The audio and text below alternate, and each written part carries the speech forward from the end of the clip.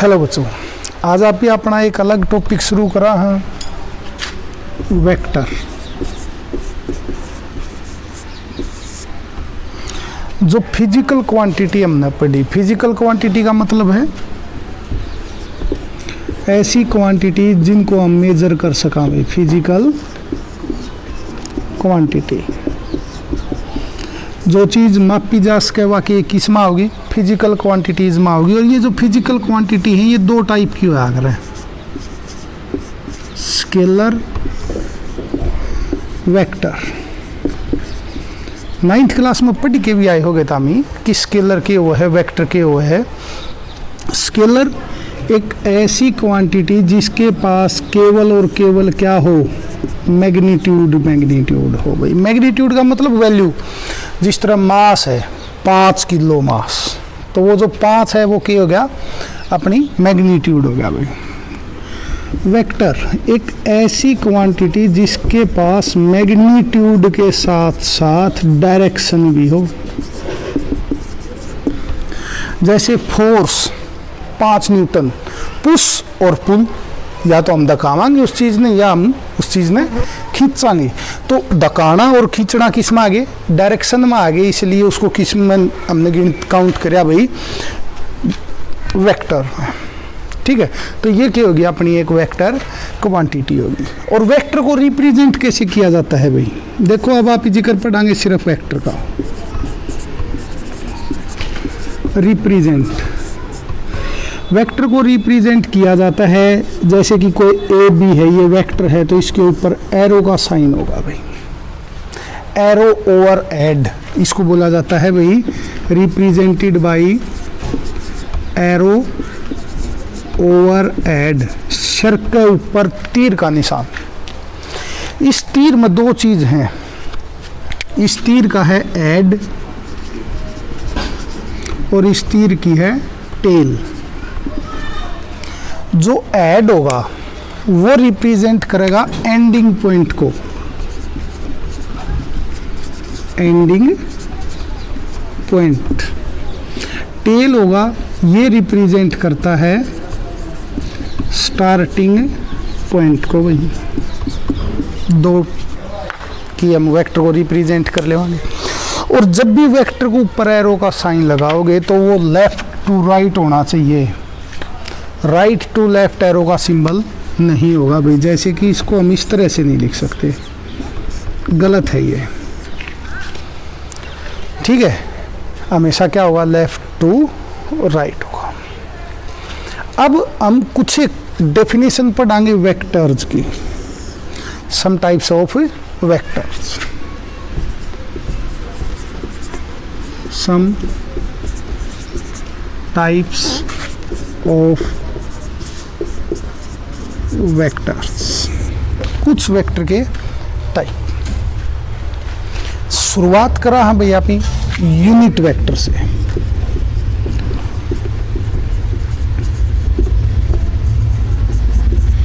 एक ऐसा vector, unit का मतलब होया करे एक ऐसा वेक्टर जिसका मैग्नीट्यूड 1 है।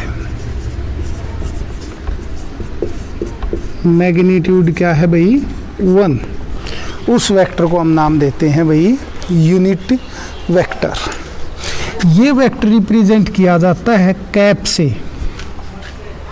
जैसे कि इस वेक्टर को हम सिंपल वेक्टर को एरो से डिनोट करते हैं, तो इसको हम किससे डिनोट करेंगे भाई, कैप से। ऊपर कैप लगेगी यूनिट वेक्टर की, कैप लगेगी। तो इसका जो फॉर्मूला होता है वो होता है वेक्टर अपॉन वेक्टर का मॉडुलस। चलो अब जिक्र कराएं एक बार कि भाई मॉडुलस क्यों होया कर है वेक्टर, वेक्टर का मैग्नीट्यूड। मॉडुलस क्या होता है भाई, मॉडुलस ऑफ वेक्टर, इसका मतलब होता है मैग्नीट्यूड ऑफ वेक्टर। जैसे 15 न्यूटन फोर्स पुलिंग, तो जो 15 है वो क्या है, मैग्नीट्यूड है, तो 15 से डिवाइड करना है। क्लियर है भैया, यूनिट वेक्टर समझ में आया। यूनिट वेक्टर जैसे कि हमारे पास डायरेक्शन 3 होती हैं, एक्स एक्सिस, वाई एक्सिस और जेड एक्सिस। तो जो एक्स एक्सिस के अलोंग होता है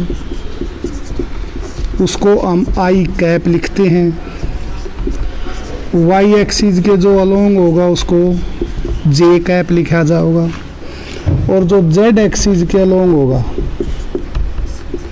उसको के कैप लिखा जाएगा भाई। ये अपना है यूनिट वेक्टर, ठीक है। अब इक्वल वेक्टर,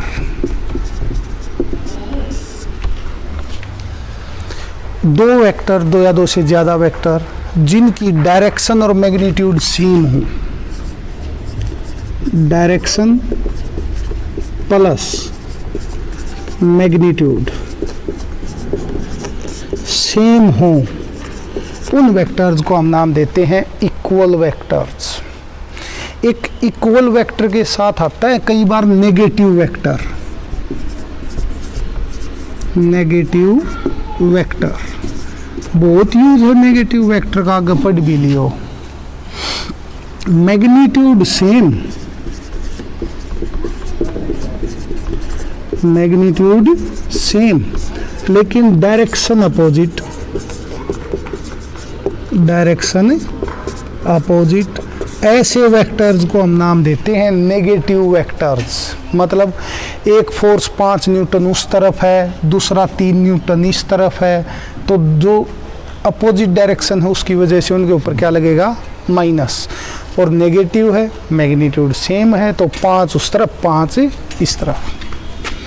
दो वेक्टर, 3 हो गए भाई हमारे पास वेक्टर, यूनिट, इक्वल, नेगेटिव। को लीनियर वेक्टर, लीनियर में देखो लाइन, को का मतलब साजी, वेक्टर्स इन सेम लाइन, एक ही लाइन में जो वेक्टर है उनको हम क्या नाम देते हैं भाई, कोलिनियर वेक्टर। इसी तरह से एक और है कोप्लेनर वेक्टर, जिनका प्लेन सेम हो, vectors in same plane. Plane का मतलब क्या होता है भाई, 2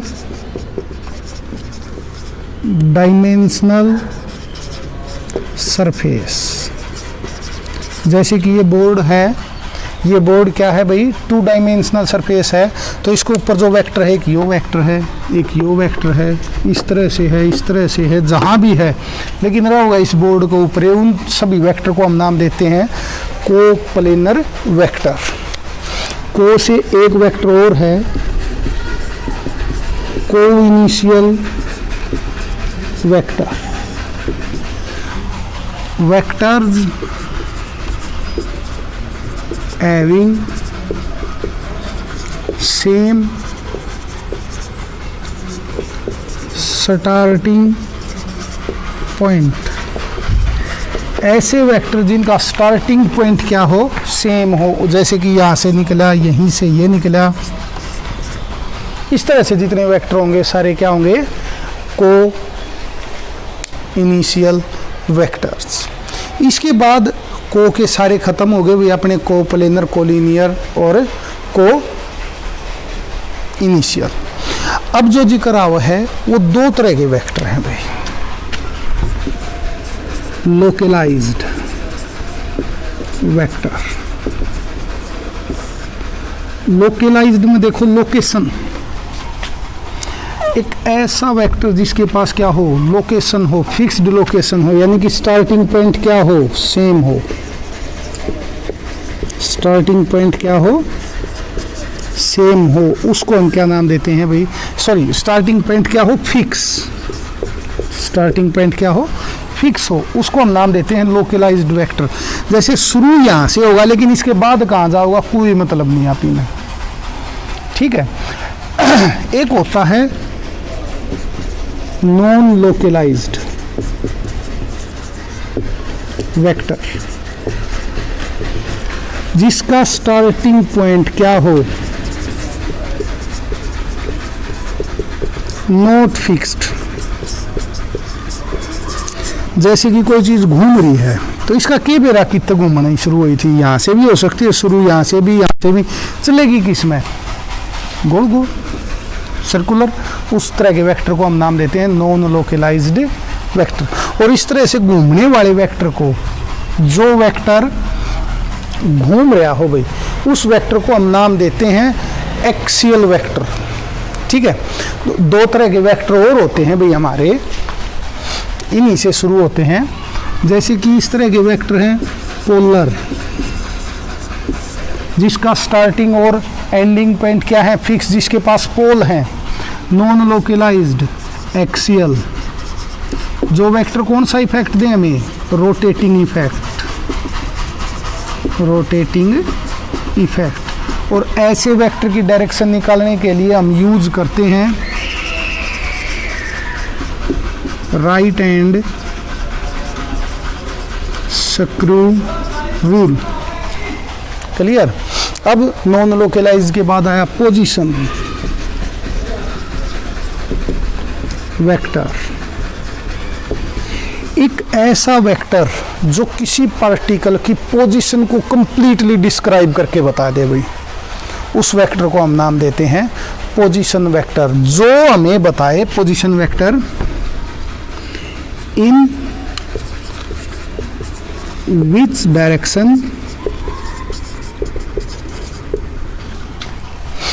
ठीक है, एंड वेयर, किस डायरेक्शन में है और कहाँ है, from origin, from origin.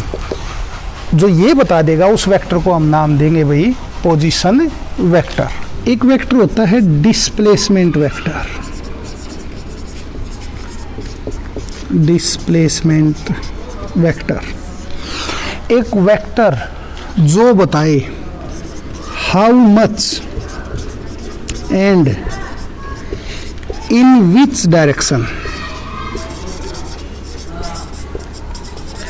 Position change, position changed, कौन सी डायरेक्शन में और कितनी हमारी पोजीशन बदली है वो देखो। एक बार डिस्प्लेसमेंट और पोजीशन वेक्टर को यहाँ देख लेते हैं भाई हम, थोड़ी सी जगह है ये। जैसे कि हमने ये एक्स एक्सिस और वाई एक्सिस बना लिए, ठीक है। यहाँ से हमारी कोई पॉइंट है इस जगह पर, तो ये जो वेक्टर होगा ये होगा पोजीशन वेक्टर। लेकिन इसकी पोजीशन चेंज होके यहाँ आ गई, तो इस वेक्टर को हम नाम देंगे डिस्प्लेसमेंट वेक्टर। फिर यहाँ गई तो यहाँ से यहाँ भी जाएगी भी, तो ये वेक्टर भी कौन सा है, पोजीशन वेक्टर। तो इस तरह से हम इन वेक्टर की क्या कर सकते हैं भाई, पहचान कर सकते हैं, कैलकुलेट कर सकते हैं। दो चार टाइप और रह गए, वो आगे जैसे जैसे हम वेक्टर को पढ़ते जावांगे आहिस्ता आहिस्ता उनने भी पढ़ते चलाने भाई। आज खातिर इतना ही, फिर मिला, हाँ, धन्यवाद।